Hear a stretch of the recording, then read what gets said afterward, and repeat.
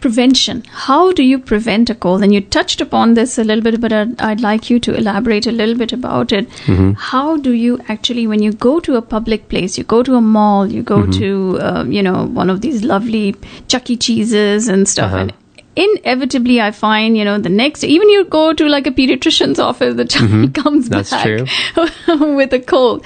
What are the precautions that you can take, and what are some preventive measures?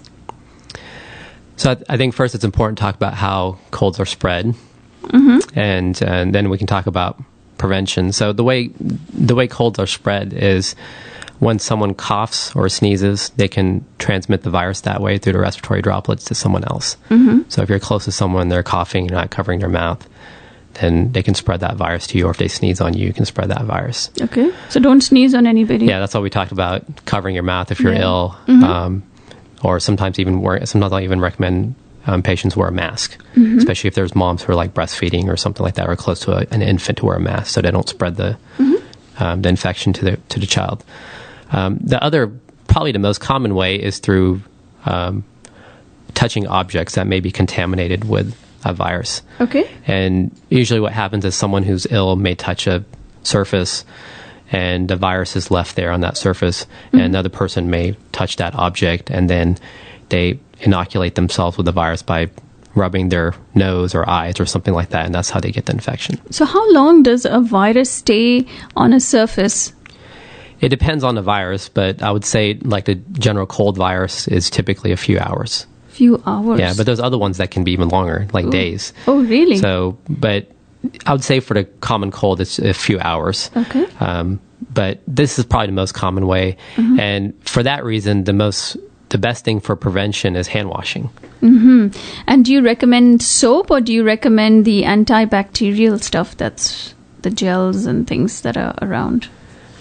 Hand washing is better. You can use the antibacterial gels, are usually okay for like cold viruses and flu viruses and things like that.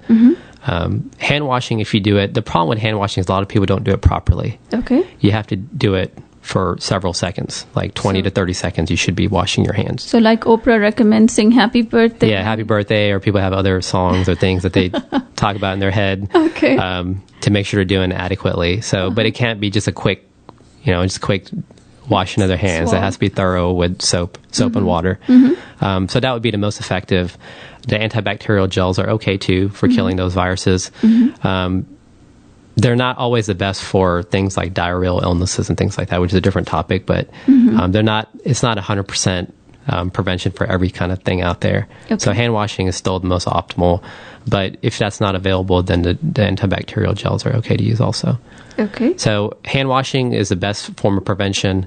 And then like the other things we talked about is trying to avoid being around sick people if you know that someone is ill. And the ill person should be covering their mouth and taking precautions like that so they're not spreading the virus to other people. Okay, good to know.